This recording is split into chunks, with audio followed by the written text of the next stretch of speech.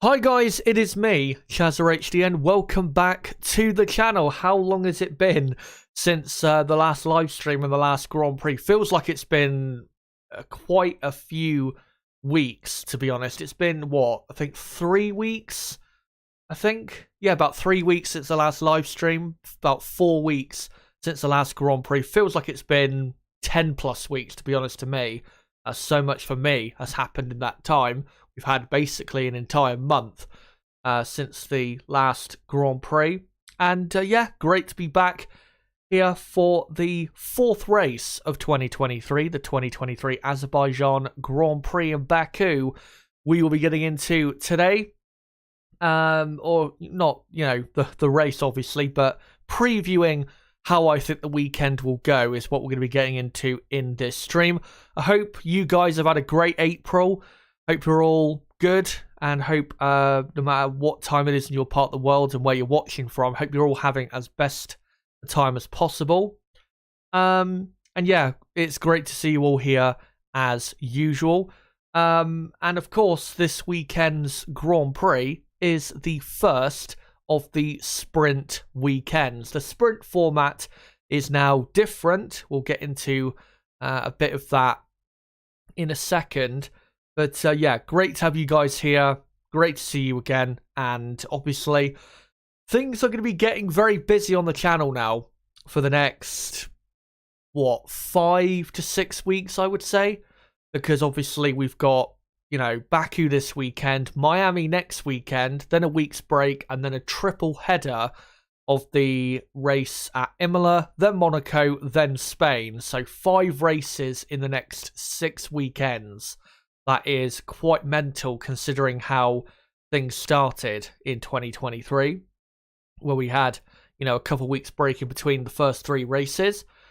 And obviously, a month's long break pretty much between the Australian and the Azerbaijan Grand Prix. But yeah, the 2023 season is really going to be kicking into gear in these next 5-6 weeks or so. And hopefully you guys will be along for it, and along for hopefully some great and exciting things happening in that time period. And of course, we will be very soon, technically I guess you could say this weekend, kicking off the European season, which is, no disrespect to the other continents that have races, the European season I think is normally the most exciting point of a Formula 1 season.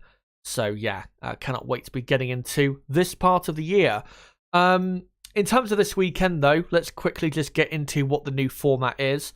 So the old format was that we had practice 1 on a Friday, then the qualifying session later on Friday, which would set the grid for the sprint on the Saturday. Then on the Saturday, you would have practice 2, and then the sprint race, and then the result of the sprint would be the starting grid for Sunday's race, and then you would have Sunday's race as normal.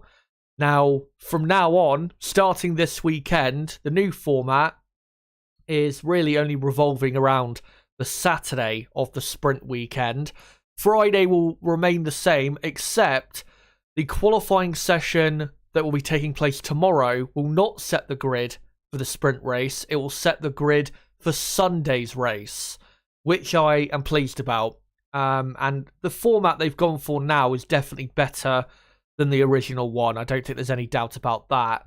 And then for the Saturday, you will have a qualifying session early in the morning, which will be purely to set the grid for the sprint race. And then later in the day, you'll have the sprint race itself, which will be, basically on a sprint weekend, the Saturday will be purely dedicated to the sprint itself, which is, again, that format is better. Separating it a lot more from the race itself and what is, most important. Still, though, I hate the sprint. I think you guys know that. And unless you haven't been paying attention to my community tab in the last, say, couple days or so, I think earlier today, let you guys know, as usual, what my plan of content was for the Grand Prix weekend this weekend. And just a reminder, if you haven't seen what or what my schedule is, I will not be covering the sprint qualifying or sprint race on Saturday. On Saturday, there will be no content from myself because, again, I hate the sprint and I don't want to be doing... I don't want to be covering every sprint race or sprint day, whatever you want to call it, this season. I just don't want to do that because I just hate the format, and I don't think it's obviously a good thing for Formula One. Now, saying that, that doesn't mean I am going to miss out all of the sprint weekends or all of the sprint days this season. When we get to Austria, which is the next one after this weekend, I will probably cover that. Then the one after that is Spa. Again, I will probably cover that. But later in the season, when we get to, I think, is it Qatar? I think the US Grand Prix is another sprint weekend. Those races, I might decide to miss the Saturday, the sprint day on those particular weekends. But yeah, I will cover, out of the 6 in total, probably at least 2, maybe 3 of the sprints that we're going to be having this season. So don't worry, I will be covering it this season, but just not every sprint that we're going to have, because, yeah, I'm not going to... how do I describe it? I'm not going to laugh and smile through the pain, I guess you could say, in terms of the pain being, just how much I hate this, sprint thing that we've had for a couple years. Yeah, that's why I'm not going to be covering it this weekend. But like I said, in the future, I will definitely be covering it, and I'll get more so into my schedule for this weekend in this stream later on. Before I move on, though, to the main topics of the of the stream, let's just quickly remind ourselves of the championship standings. Max Verstappen leading, of course, by 15 points from Sergio Perez. Fernando Alonso in third, 24 points behind Max Verstappen. Pretty good return so far from Fernando.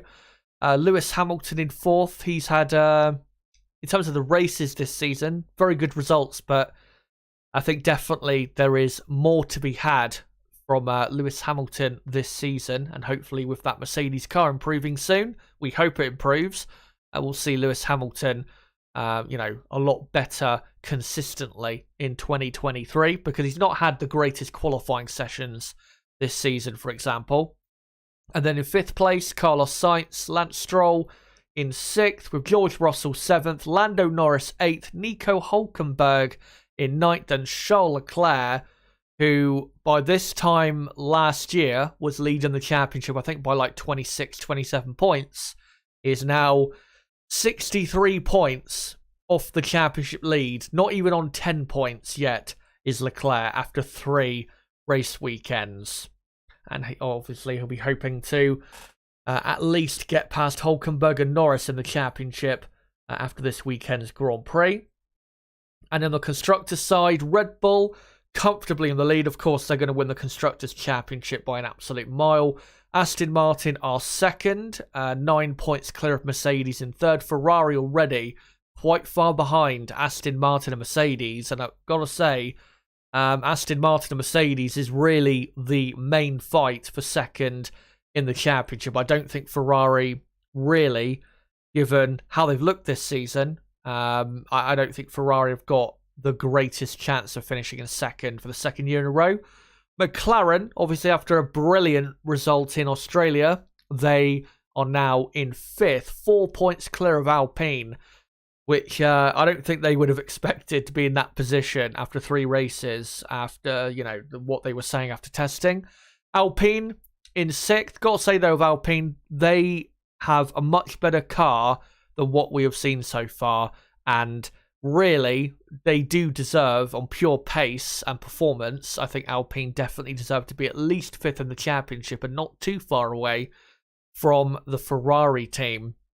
And then you got Haas in seventh, Alfa Romeo eighth, AlphaTauri 9th, and Williams down to 10th, but Williams looking also very quick in 2023.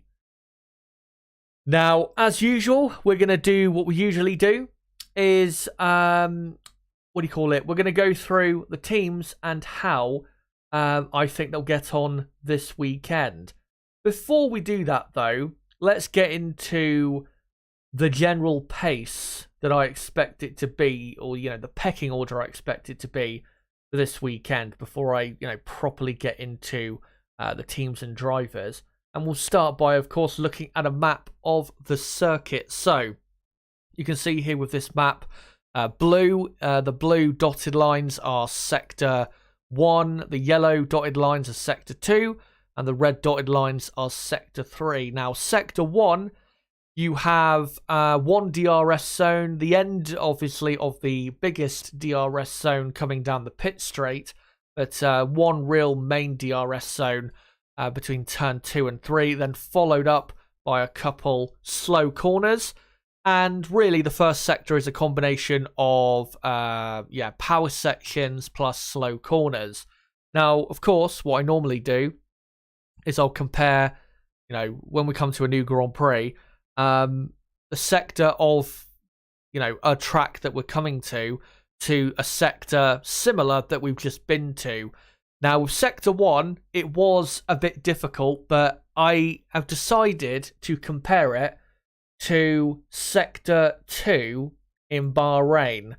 And, there has been some upgrades to the cars, since then, but those upgrades really haven't changed the order. But this is how it looked in that middle sector in Bahrain, where you do have two, at least, very important slow corners and a couple high acceleration zones. Red Bull, as normal, the quickest team. They have normally the best car for any type of sector.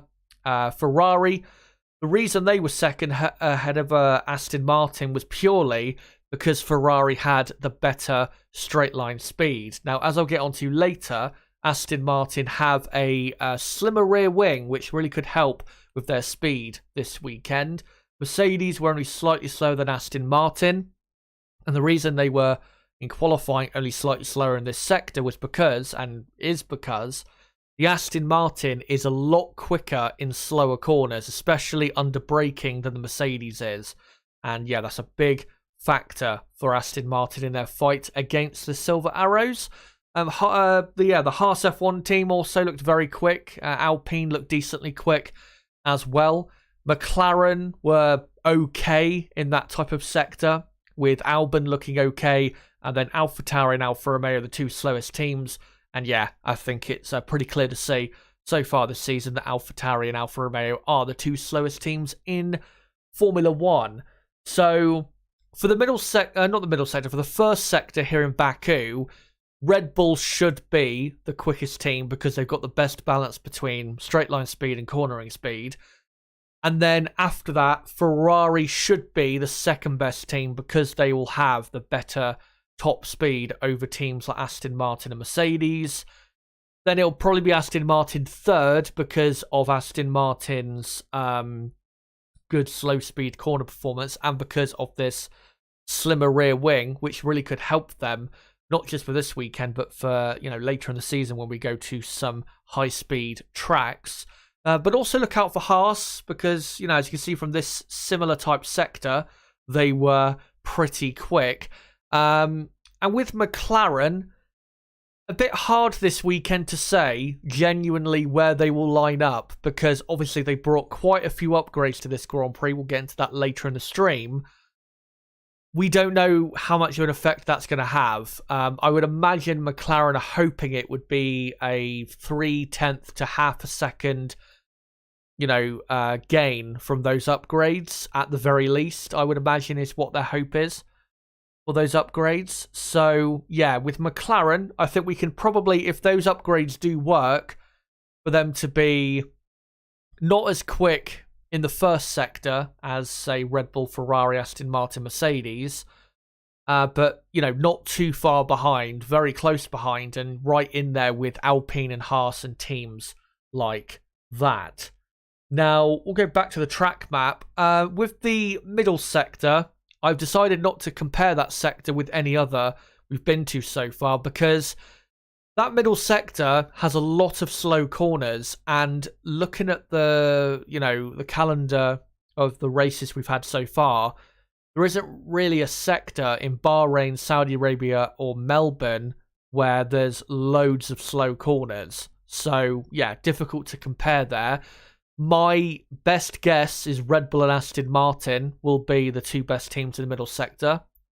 Probably followed up by Ferrari, and then maybe a midfield team just about there with Mercedes, because we know Mercedes aren't great in slow speed corners. We've seen that from last season, and I think we've seen that a bit this season as well, that they still do like the high speed corners quite a bit more. That's why I think Mercedes were a lot quicker in Melbourne, because quite a high speed track in terms of the corners. But with the final sector is, well, just one real corner of turn 16, a 90-degree pretty much left-hander, and then you are flat out through turn 17, 18, 19, 20, and then all the way to the finish line. Now, with that sector, I've decided to compare it to the middle sector from the race we were just at a few weeks ago in Melbourne, where in the middle sector in Melbourne, it's pretty much the same type of deal. You have one real corner that you have to slow down for, and the rest of it is absolutely flat out. And in that sector, Williams were the quickest. Definitely watch out for them this weekend. And Alex Albon, who has been pretty good here in the past, not just in Formula 1, but Formula 2 as well. Red Bull, of course, very strong. Mercedes also quite strong. I think, though, with them, I think what maybe could have contributed to that good middle sector time is the quite high-speed corner leading on to that very long acceleration zone in the middle sector in Melbourne, when here in Baku you have a much slower corner that leads on to the long acceleration zone. So I think they might not be as good with their top speed as what we saw in Melbourne. Maybe they found a better way with their downforce settings. We'll have to see this weekend, but I'm not expecting Mercedes, to be honest, to be that quick. Alpine were pretty quick in this middle sector, this very high-speed sector in Melbourne as well. Ferrari were surprisingly slow, even though they didn't have the best laps in Q3 in Melbourne. They were, still a bit surprisingly, off the pace in that middle sector for how strong their power unit is.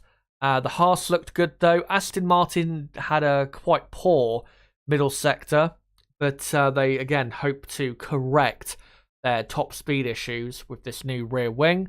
McLaren also looking not that great.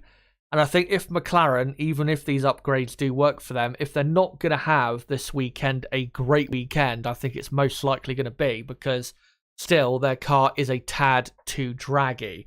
So if you're a McLaren fan, don't be getting, too confident about this weekend, because it's still not the greatest type of track, I think, for this McLaren car.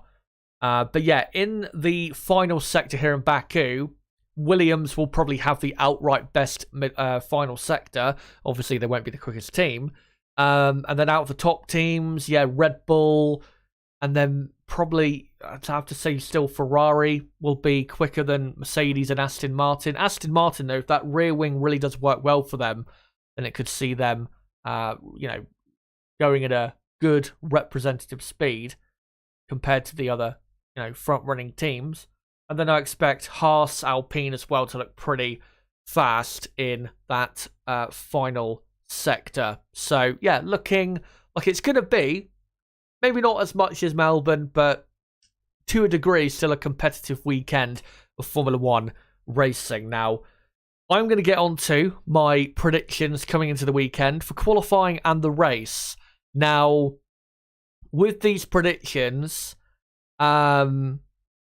it's, I guess, kind of the chances of them being correct this weekend are a lot less likely because obviously the teams for Friday qualifying have a lot less time to set their cars up. So we could get some real crazy qualifying results. And then after the sprint and the mayhem that will probably be had in that, the race might carry on in that vein. But also, just to let you know, I have not done a prediction for what I think will happen in sprint qualifying and the sprint race because, like I said, I think there'll be so much mayhem in that it'll be unpredictable. And yeah, I expect quite some madness in the sprint qualifying and sprint race on Saturday. But for Friday qualifying, this is my prediction. I think Sergio Perez will take pole position. He did, remember, out-qualify Max in Baku at this race last year. And we know how quick Sergio is in Baku. Very quick around this track. This is probably his best track on the calendar. Verstappen will be close behind in second. Charles Leclerc will be third. The reason I've only got Leclerc 2/10 off pole is because Leclerc is also a Baku specialist like Sergio Perez is. And definitely watch out for Leclerc if anyone is going to upset the Red Bulls in qualifying. And then I'm going to go Alonso in fourth, just ahead of Carlos Sainz in fifth, with Lance Stroll sixth. Watch out for Lance Stroll. He is also a Baku specialist. And then Mercedes, seventh and eighth. I just don't think they're going to be that competitive this weekend.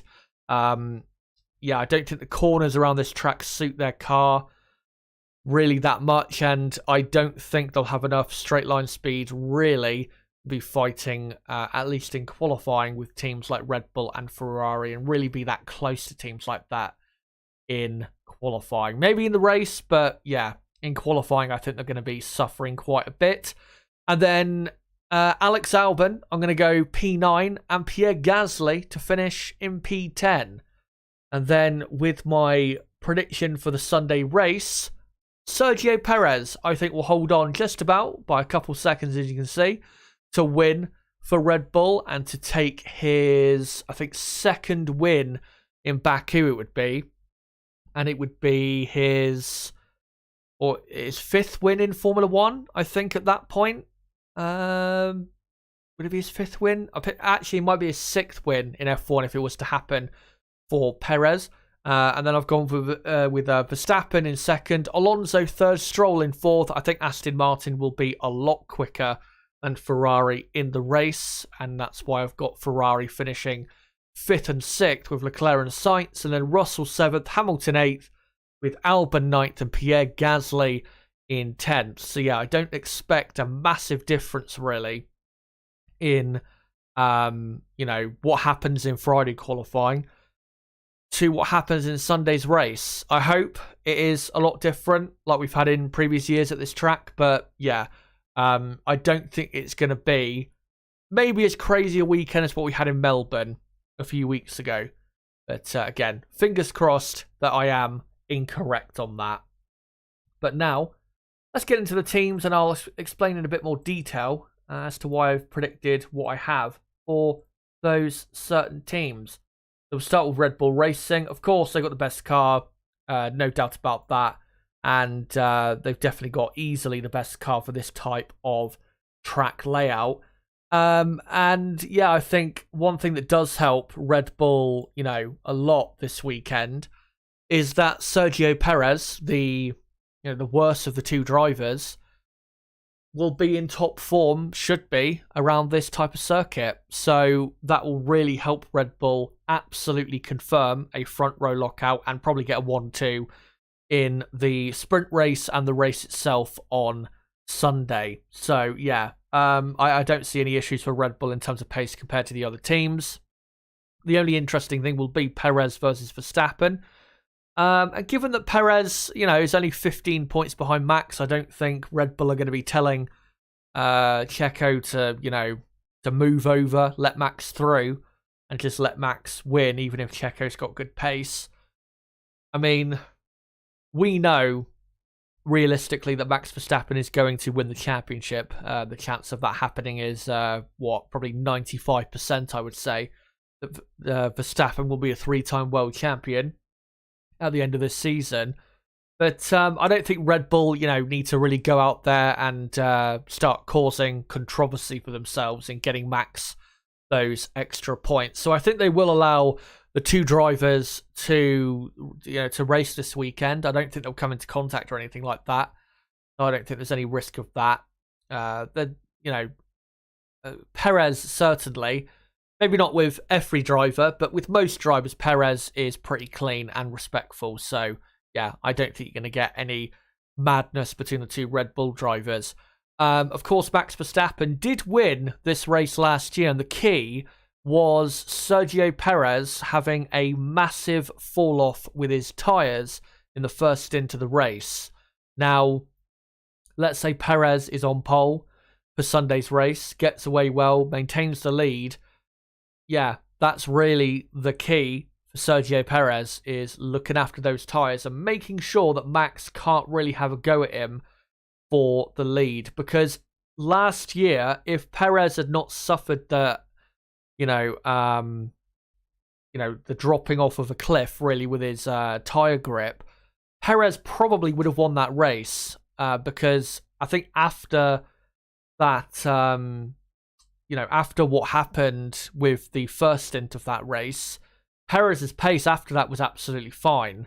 Obviously, once the Ferraris retired, the Red Bulls weren't running anywhere near close to their real pace. But I think that's really the key for Perez if he does get pole position for Sunday's race. Normally, of course, Perez is very good at looking after his tyres.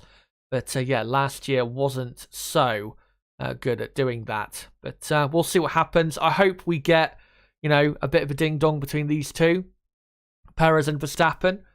And, I mean, I don't obviously care who wins the championship, but given that Verstappen is going to win the championship, I think we're all sure of that.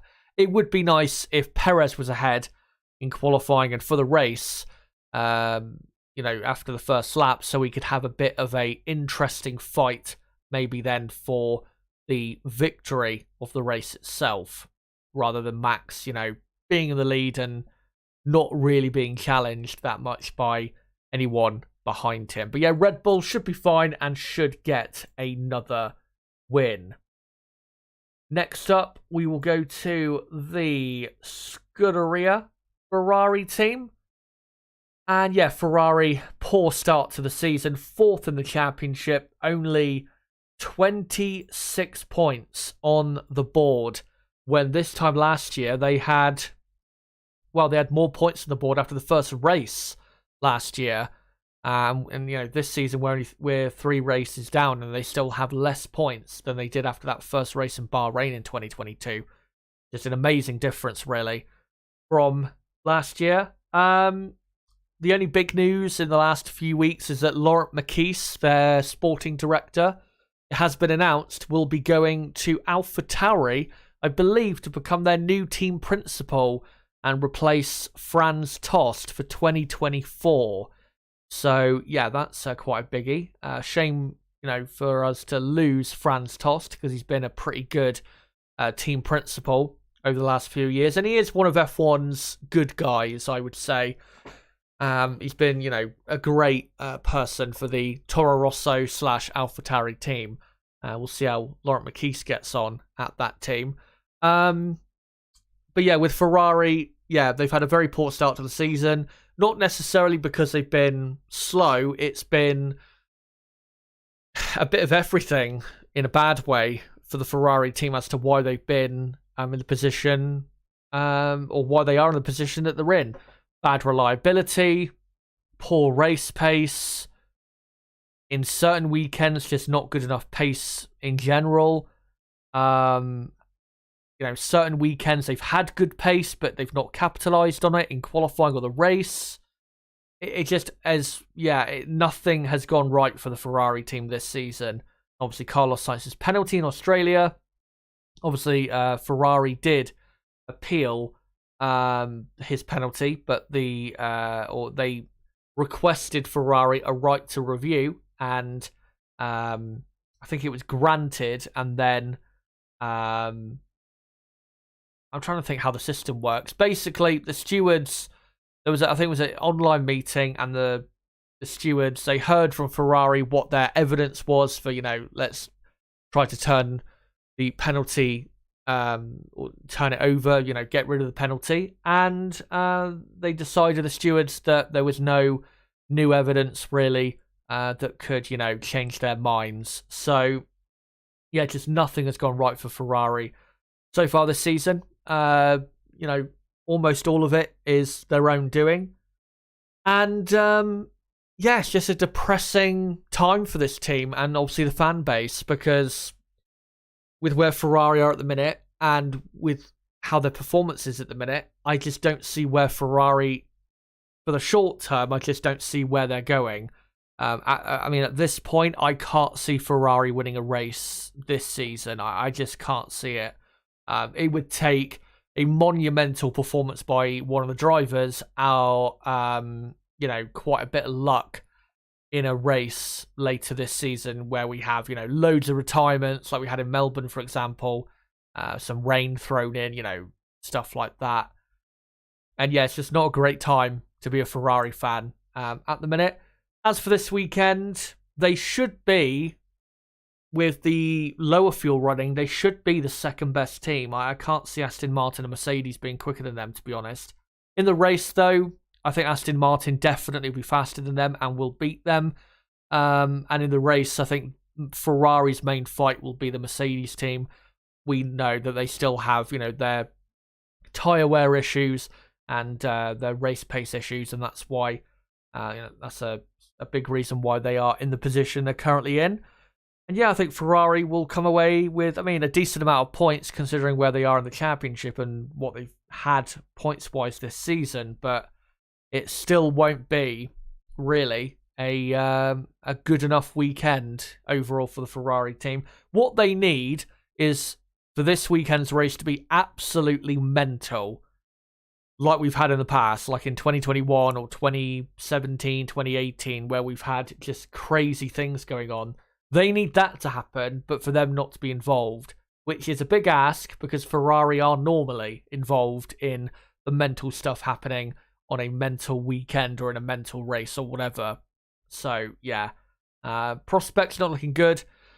I'm sure Charles Leclerc will be very quick this weekend. He's always very quick here in Baku, no matter really what car he is driving. Remember, back in 2018, he finished 6th in the Alfa Romeo Sauber. So, yeah, brilliant performance that was that weekend. 5 years ago, that was. Amazing to think. It was 5 years ago. So, yeah, if you're a Ferrari fan, just don't expect too much. Really, I think the fight is obviously with Aston Martin and Mercedes. And for the race, probably more so Mercedes than Aston Martin, because I think Aston Martin will be very quick on race day. But if they can score, like I predicted, 5th and 6th would get them 18 points.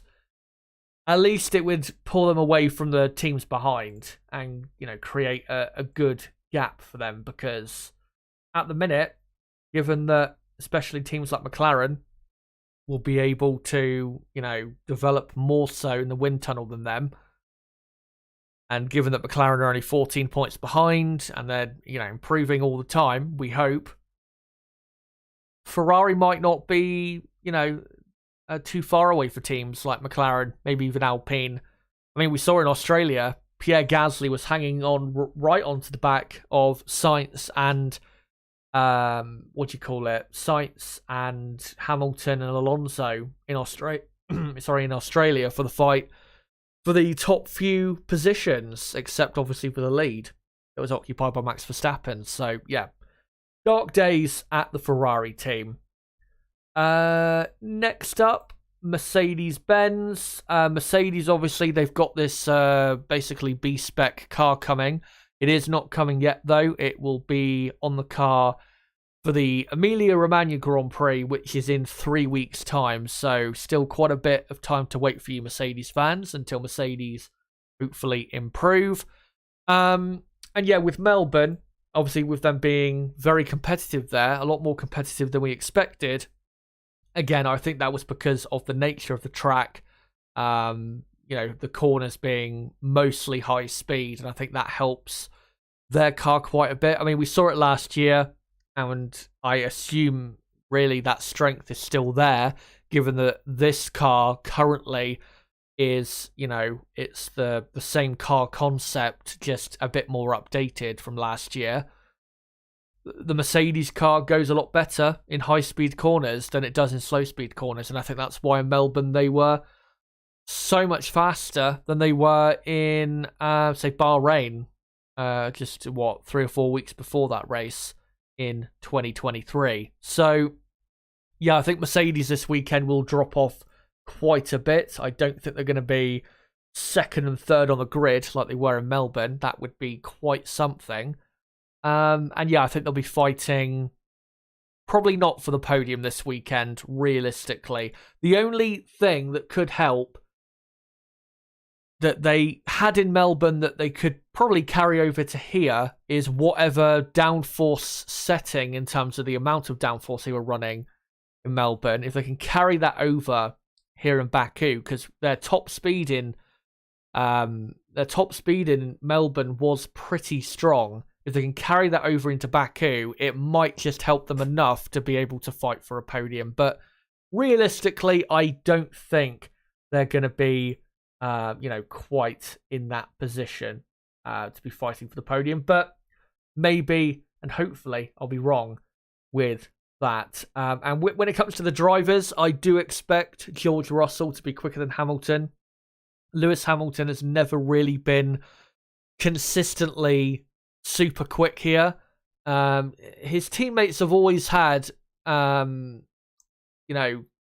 not always the edge on him at this track, but they've always been really close to him, if not just slightly ahead of him around this track. Obviously, Rosberg was a lot better here in the only year that they were teammates racing at Baku. Valtteri Bottas had a couple races here where he was a lot quicker than Hamilton, or, quicker factually than Hamilton. And then obviously last year, despite Lewis's back issues from all the bouncing that we had last year, Russell was quite a bit quicker than Hamilton. And so far this season, Russell is 3-0 in qualifying. So, yeah, I expect Russell to be the number one at Mercedes this weekend. And, we'll see what they can do, but I'm not expecting a great weekend from them, if I'm being totally honest. But before we get on to quite a bit more information regarding this weekend, let's go on to the final front-running team for now, Aston Martin, who, what a start to the season they've had. Second in the championship, looking great. And, I see, this great run of theirs really just continuing. They have a fundamentally very good car and are looking, I think, great for the rest of the season. And as for this weekend, they've got a slimmer rear wing, which I'll be showing on the screen in a few moments' time. Really hope it does work for them, because it can hopefully see Alonso having a strong race and maybe not being too far away from the Red Bulls up front. Watch out for Lance Stroll as well, because Aston Martin and their car is really working well. I'm sure, as long as he doesn't crash in qualifying like he has done, I think, like 2 or 3 times in the last few years, he should be very quick as well. Obviously, his first podium was here in Baku in 2017, which was nearly 6 years ago. But, Aston Martin should be very quick here. Maybe not super quick in qualifying, but in the race, I don't see Ferrari and Mercedes really able to match them. And the reason that is despite the top speed that you have to have here, the good top speed you have to have, there are loads of slow corners. And this Aston Martin car is very good in those slow corners, especially under braking. We saw it especially in Bahrain compared to the Ferrari and the Mercedes car, just how much the Aston Martin gains under braking. And I think that's really going to help them this weekend. And I think they'll be really coming away from this weekend the second best team in terms of points scored. Aston Martin going to be very strong this weekend, at least in the race, I think, for them. Now, before I move on to the rest of the teams, let's get on to the upgrades that we're going to be seeing this weekend. And there are some interesting ones that I will just get into and show on screen. Let me just get them up quickly. And I can show you guys a load of them. So, right, let me try and get this up on... Or actually, hold on. Do that. Yeah, and let me just quickly get this up on screen. I'll show you guys. So, let's get into the upgrades. This is changes on the Red Bull side pod inlet. Let's have a look at this quickly. And normally with these pictures that Albert Fabrega does, the hand pointing is normally where the changes are. And yeah, you can see with this part next to the mirror, you can see a very slight difference, but really Red Bull are, I think at the minute, are just hanging back on the big upgrades because, of course, they don't have a ton of wind tunnel time allowed for them this season because of not just the cost cap penalty, but because they won the championship last year. Let's find some others here, though. I think that's just a detail of Alpine's low downforce rear wing. And this is also the, I think, comparison or the detail and the detail of the low downforce Aston Martin rear wing that you can see on the top there that they've got for this weekend in Baku. I think there is another picture of it, side-on picture of the rear wing, and that really could help them quite a bit this weekend. Here's an update on the Mercedes, a small update to the it's like the rear diffuser area. Only a very slight upgrade. It's not going to make a massive difference for them. Maybe a tenth of a second at the absolute most if it was to fully work. But yeah, just a slight change of design in terms of the way the bodywork back there flows. As you can see on the bottom is how it looked, that area in Australia. And then here is how it looks in Baku. And you can see there where my mouse is going, the different shape.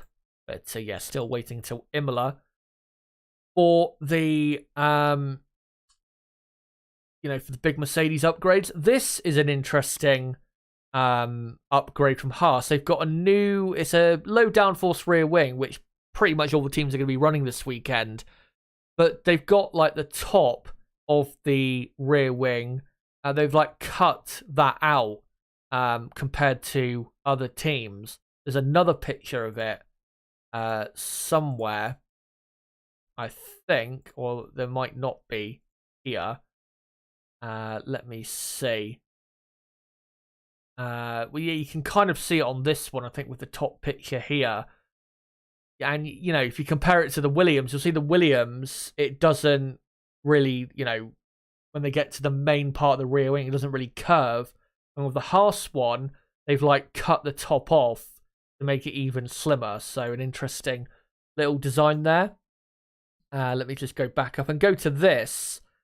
This is Alpine. They've done a cutlet to the top flap of the front wing, as you can see with this hand pointing here. It does, to me, look quite funny. It's a bit of a weird little upgrade there to the front wing. Of course, it must have a benefit. That's why they would have brought it.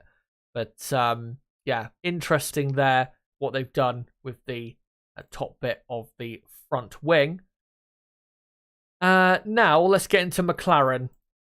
So obviously this race, Baku, is the first of the real three big upgrades for them. This is one of the big ones they've got for Baku, and it is to the floor area. So on the bottom, you can see this is how it looked in Australia. And then here in Baku, you can see quite a few differences to the shape and just the overall design of the floor itself. They've changed this part you can see here. And then the main part of the floor, or the center part of the floor, I guess you could say here, And towards the rear here, they've changed a bit of the, how it flows and how it's designed there as well. So pretty much just changing how the floor flows in total. And obviously with these cars, the downforce is all from the floors, with ground effect and that. And that's really the area you have to absolutely get right. And if McLaren can absolutely, get it right with these upgrades, then it can make a massive difference for them. There's also this to the changes to the floor tunnel. I think on the bottom, that might be an old picture of this area, and then a newer picture on the top here. It might be, I'm not sure, but yeah, a slight difference there on the design. The floor tunnel. And I think, yeah, this is, as Albert's saying, another perspective. So on the bottom here is how it looked in Australia. And on the top here, you can see just, it's not a massive difference, but just a slight difference in the way it's shaped on these two parts. So yeah, really the floor being the big upgrade for McLaren. And what's this? The different front wing configurations, a higher downforce and a lower downforce front wing. And I don't think there is any more upgrades. So those are the main upgrades. The ones we went through there were what? Mercedes, Haas, Red Bull, Alpine, and the big one, McLaren. Really hope that new floor works for them. Not just in adding more downforce, but cutting some of the drag from the McLaren car. Because if they can do that and, have more grip, McLaren can really start getting on in 2023.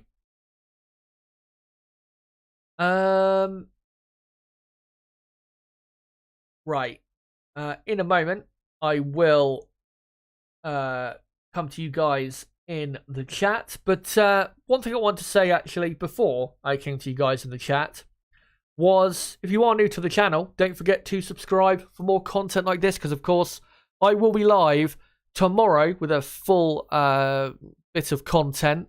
Quite a bit of content tomorrow. And even though I am missing sprint day on Saturday, I will be doing, obviously, a watch along for the race on Sunday. So here is the schedule for the weekend. So tomorrow, I will be live for FP1 at 10:15 in the morning, UK time, of course. And then practice 1 will finish at 11:30 in the morning. And then from 11:30 a.m. until 2 p.m., I'll be building up to qualifying. Then we'll do a qualifying watch along and then a reaction to the session quickly afterwards. And then later, tomorrow night at 8 p.m. UK time, I will do a full preview for the sprint race. So make sure to join me for all of that content tomorrow. And then, yes, Saturday, there won't be anything. And then Sunday, I'll be live at 10 a.m. UK time, 2 hours before the race starts. The build up to the race, then the race watch along, and then a reaction afterwards. Should be joined by Niblo for the race watch along as well, because the time of the race is on at a good time for him. So yeah, make sure to join us for all of that stuff if you can. And yeah, if you are new to the channel, don't forget to subscribe for more content like this. And for everyone watching right now, don't forget to smash that like button. Let's try and get the likes up to what? Say 20, 25 likes if we can. And I'll just quickly do a poll in the chat as to who you guys think will win the Azerbaijan Grand Prix. Let me just quickly ask this, and I'll go with 4 options, being Verstappen, Perez, Leclerc, and Alonso. And yeah, make sure to vote on that poll and let me know who do you think will win the race in Baku this weekend. My thoughts, my opinion is it will be Sergio Perez, just about from Max Verstappen. Yeah, just let me know whether you agree or disagree. But let's get on to your comments or questions in the chat for the next few minutes or so. So, hello to you all. Hope you're all doing well. Ashwin says, "Hey Chazza, what's your opinion on the FIA thinking to add more sprint races in the calendar?" I probably said this a few months ago, but yeah, I absolutely hate it. I don't think, from a purely, from the spectacle point of view and from a sporting side, I just don't think we need it at all. I know why, Liberty Media want it in F1. It's because if you have a second race that possibly creates more mayhem and action and amazing things, then it will get more eyes and interest into Formula One, purely for the mayhem more so, rather than great racing and that. And it'll higher viewing figures, more money, and that's what they're trying to do. They're trying to further increase the value of Formula One. But I don't think, from the sprint races we've had so far, most of them have been pretty average, to be honest. And yeah, they just haven't been like great additions to a weekend. They've not really added anything, I think, to really most of the race weekends where we have had where we've had a sprint. It hasn't been really, for me, that good. But like I said, I completely understand why Liberty Media has added it to Formula One. It's for their own financial gain, really, and for the financial gain of Formula One overall. But yeah, I hate it. I always will. I'll never get on board with it, but it's going to be here to stay. And to be honest, I wouldn't be surprised in 5 years' time if every single weekend we had a sprint. Wouldn't be surprised at all by that. And, well, that's another thing, isn't it? How many races will we have on the calendar in the next, or in 5 years' time?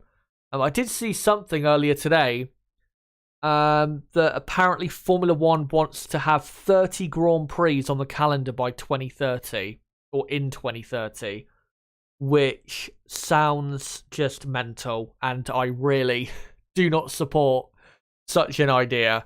The reason they're doing that is purely because there are so many promoters, businesses out there that will pay the big bucks, and really big bucks, I'm talking, to host a Formula One race, and that's what Liberty Media are after, is money.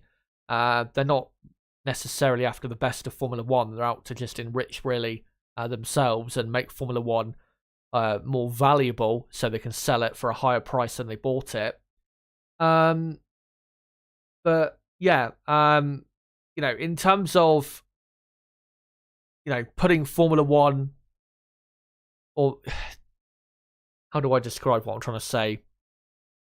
Getting Formula One to the position of being the most valuable it can be, it would be better if there were less races, because it would be, the more F1 races there are, the less valuable F1 is. So, having 30 races on the calendar would make it less valuable, or Formula One less valuable. But again, I think Liberty Media probably thought about that. Maybe are still thinking about that, but they have realised that there are lots of people out there, governments, businesses, whatever you want to call it, that will pay shit tons of money to have races in their part of the world. And for them, they would rather, have those extra races on the calendar for those extra $1 million. Even if it means Formula One is of less value for those extra races. So, yeah. Right, let's find some other comments here if I can.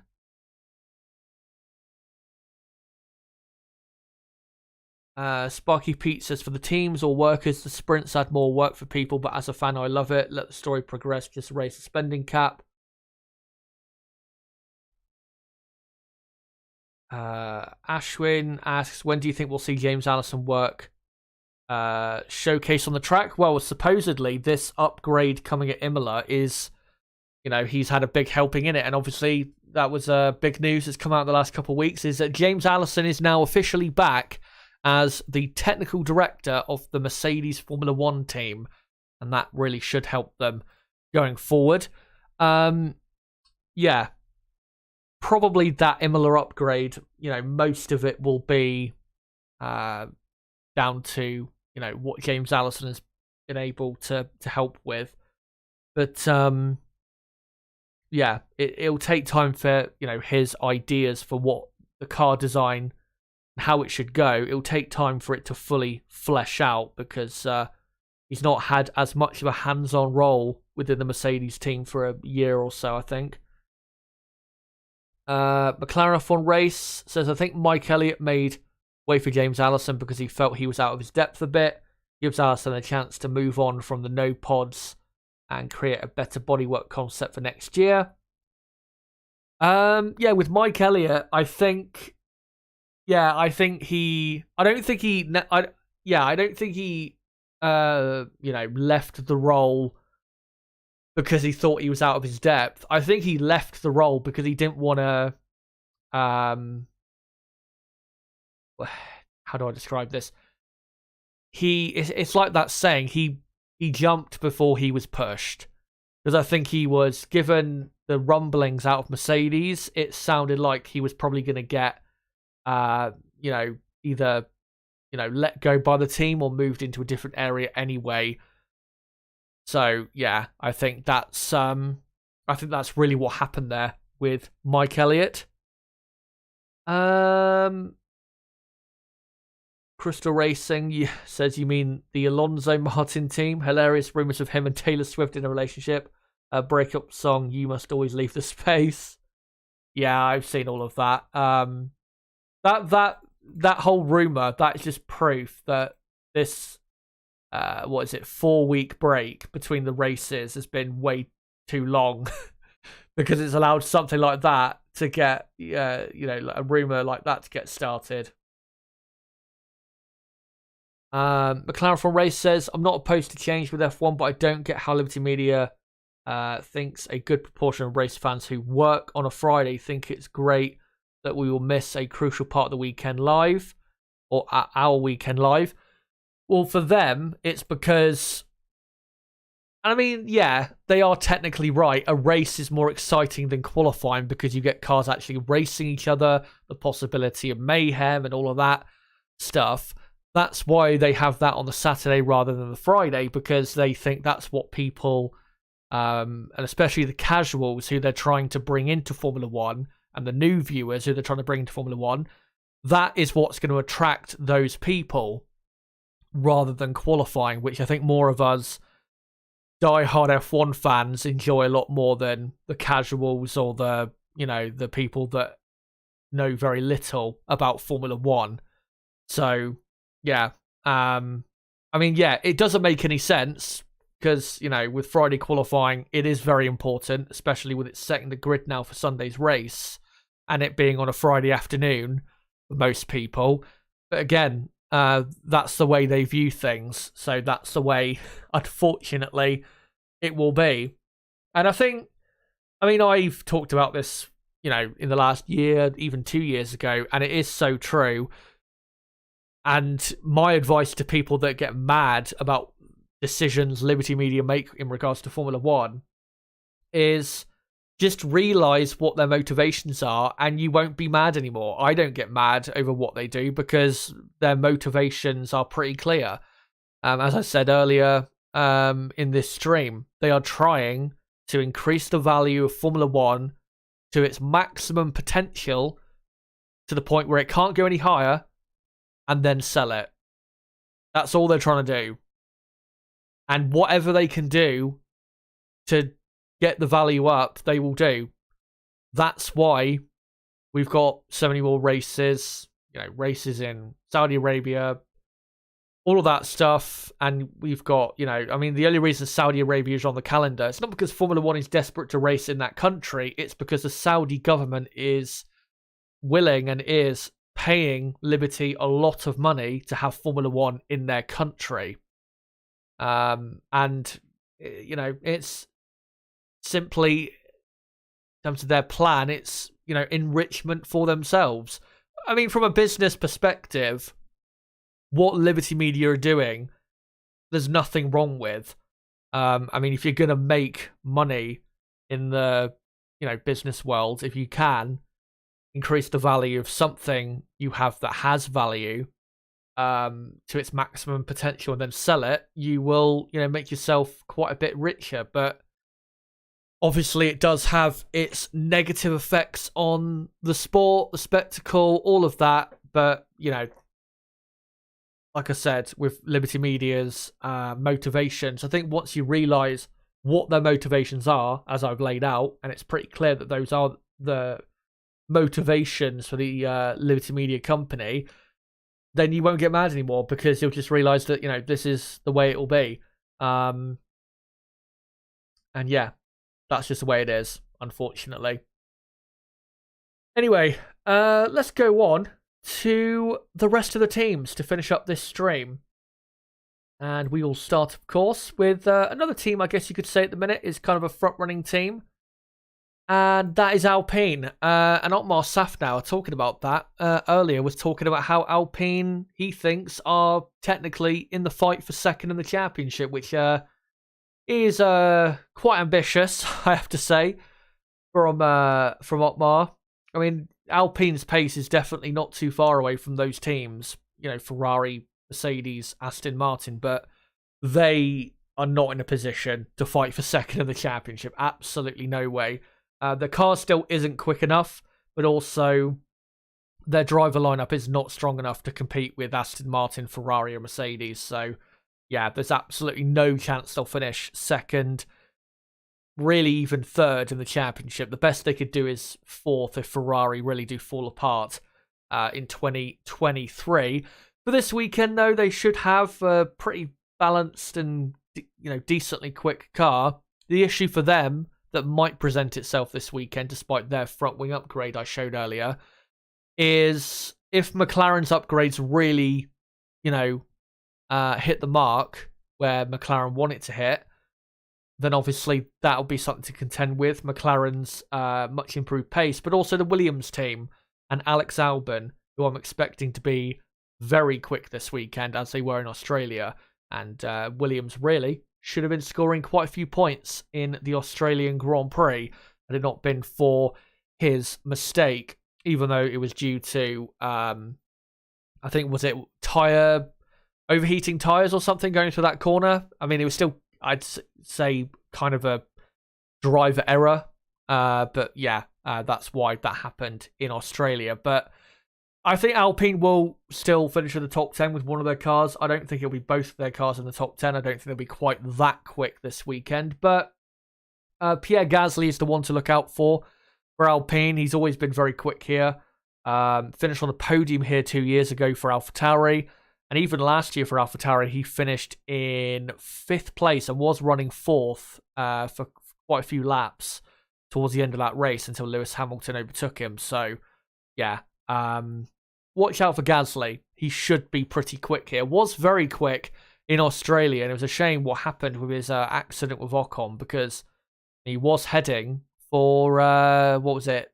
Was it 6th place? I think it was. Or not 6th place, it was 5th place in that race. He was heading for a really good result, and then, what happened. But yeah, Alpine, I think, should still be just about okay. But yeah, McLaren, if they really do improve, who we'll go on to now, that could really be an issue for them in trying to secure a points finish.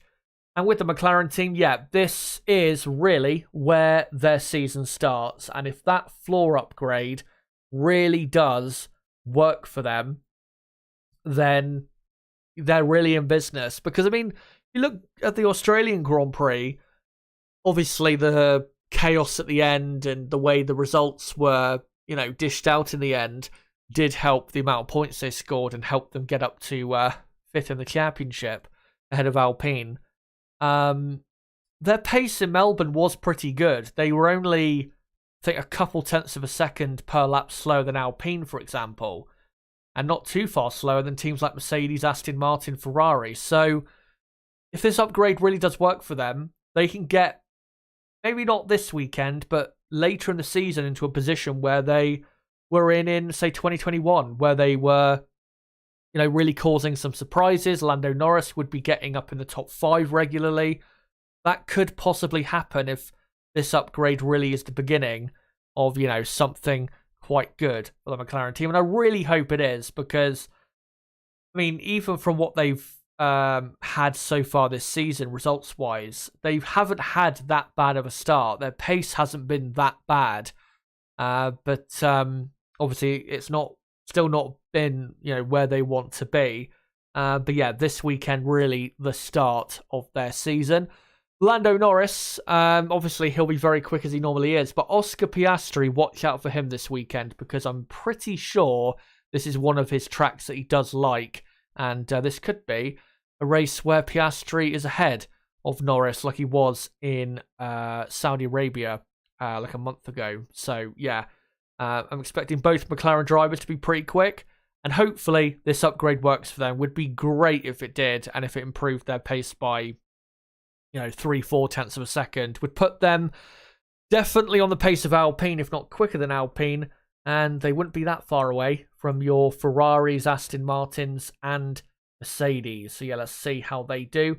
I think as I said earlier, the big issue for them, as to why I don't think they will finish in the points, is because until proven otherwise, not until I'm proven otherwise. Until proven otherwise, I still think this much extra drag that they've got on their car, I think it'll be too much of an issue for them to finish in the points, sadly. So that's why I have not got McLaren in my predicted top 10 for qualifying or the race. Now let's get into the final few teams. Alfa Romeo are just terrible. Valtteri Bottas also has been pretty bad in the last couple races before this weekend's race. This is a track, though, that he does like quite a bit, but he really needs to, get back more so into that form we saw in Bahrain, where he finished brilliantly in 8th place, because the last 2 races in Jeddah and Melbourne, he has been nowhere, literally nowhere with his pace. So yeah, got to improve, has Valtteri. But this Alfa Romeo car simply just, they haven't gone anywhere with this car. It's the same car, really, from what we saw last season. They've not really made a step since last year, and that's why they've gone from being middle of the pack to back of the pack, pretty much. And yeah, Alfa Romeo, I'm pretty sure, will be at the back again this weekend. Now, we'll go on to the RSF1 team, who have been not talked about enough for me, because I think they've actually had a pretty decent start to the season. They've been in Q3 all 3 races so far. They've scored points on 2 occasions. Magnussen scored points, obviously, in Saudi Arabia. And then Hulkenberg scored quite a few points in Australia. So, yeah, I think they've not really gotten much credit so far this season. And Nico Hulkenberg, even though I don't have the greatest opinions of him as a driver, credit where credit's due, he has been very good this season. He's been, I think in Q3, all 3 times for the Haas F1 team, and out-qualified Magnussen 3-0 so far, which I'm telling you is very hard to do, because Kevin, we know, over a single lap is a very quick driver. But yeah, for this weekend, Haas should be right in there with Alpine, Williams, McLaren in the fight to, get the top 10 in qualifying, finishing the points in the race. The reason I think they miss out is because I just don't think in the middle sector they'll have enough downforce, really, to compete with teams like Alpine and maybe even McLaren as well. And the reason they won't be as quick as Williams is because Williams have just a monstrous straight line speed, which Haas, they've got good straight line speed, but just not as much as Williams. Nico Hulkenberg, though, even though he's had a good start to the season, he has had some very good pace here in the past in Baku, but not necessarily has delivered it when it mattered. Obviously, for Renault back in 2017 and 2018, the opportunity for a podium was kind of there. And in both races, made critical errors and had to retire from both of those races. So Hulkenberg, we know, can be quick here, but maybe not deliver it when it really matters. Kevin Magnussen has never really been super... I'm trying to think. Has he ever been that quick here? Not really. He did have, I think, a 7th place finish in 2017 in that crazy race where I think he did a triple overtake or a double overtake down the pit straight in that race as well. Yeah, I don't think he's ever been really consistently, strong at this circuit. So, yeah, Hulkenberg should be the main man for Haas and should be definitely right in there for the American team. And the final 2 teams will go on to AlphaTauri. Looked a bit better in Melbourne, and they look like they're more so on the way up after what I saw in Melbourne, where they had a pretty good qualifying compared to what they had in Bahrain and Saudi Arabia. But they're still one of the worst teams on the grid. Obviously, having their driver lineup doesn't help. Yuki Tsunoda, though, has had a pretty good start to the season. But yeah, it's the way their season's gone so far has just not been really that good, considering not just where they were a couple years ago, but I mean, this time last year they were pretty competitive. But at the moment, there's not really much pace here to be had. And I mean, they've got a good record here in Baku, but I'm not expecting miracles. I think the best I can see is if Yuki Tsunoda does produce an amazing performance, is him fighting in there with the McLarens and the Haases and maybe an Alpine, but I don't see a points finish for them. I am hoping, though, that Nick de Vries really steps up his game this weekend, because at least, he has experience around this track that should help him, and he definitely seemed a bit more with it in Australia than he did in the first 2 races of the season. So yeah, hoping for a bit more from de Vries this weekend. And the final team is Williams. And yeah, Williams, I think, will be very strong. Logan Sargent, hard to say exactly where he will be. He'll be definitely in Q2, I think. But I don't think he'll be quite in the top 10, because I don't think he'll have quite enough speed to be right in there. But Alex Albon in the other Williams, I think, will be definitely, very strong for the Williams team. I expect him to be in the top 10. I mean, if he could qualify, where did he qualify in Australia? Was it 8th? He qualified in Australia. If he could do it there, I can't, I don't see why he can't do a similar thing here in Baku. I mean, Baku and Melbourne, they are different, but not massively different. So yeah, I think he's got a good chance here of a very good weekend. Fingers crossed he actually scores some points for Williams, because they might be last in the championship, but they don't deserve on performance to be last.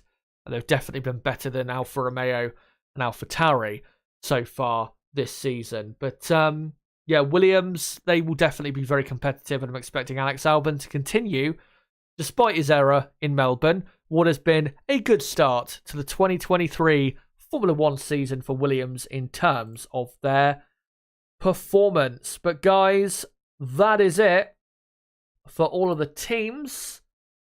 And I think, yeah, I'm going to bring the stream to a close. Let me just end this poll, see what you guys have had to say. So I asked, obviously, you guys, who do you think will win the Azerbaijan Grand Prix? You guys voted for Verstappen first, and then followed up by Leclerc, Perez, or Leclerc and Alonso, tied on 15% of the vote. And Perez did not get a single vote. I'm very surprised by that. But there you go. That's what you guys had to say. But yeah, thank you guys so much for coming along. And yeah, don't forget to join me for this stuff tomorrow. I'll be live at 10:15 a.m. UK time. Firstly, for the practice 1 watch along. Remember, it's a very important practice session. Only practice session, really, where they can set the cars up for all of the rest of the madness of the weekend.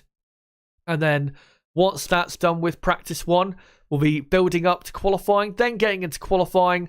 and watching along that session with you guys. And then later on tomorrow night, Friday night, I'll be live at 8 p.m. UK time to do a full preview for the sprint race in Baku. So make sure to join me for all of that tomorrow, and of course the race watch along on Sunday as well. And yeah, if you're new to the channel, don't forget to subscribe for more content like this. Before you go, don't forget to smash the like button. Would be great if you guys could do so. Make sure to go and check out my latest videos that I did in the last few weeks in the description down below. It would be great if you guys could do that. And don't forget as well to follow me on Twitter at ChazHD5 to keep up with the content on this channel, and join our Discord server, link below in the description, to join our growing community. But guys, until just after 10 o'clock in the morning tomorrow morning, my time, UK time, it has been me, ChazHD. Goodbye.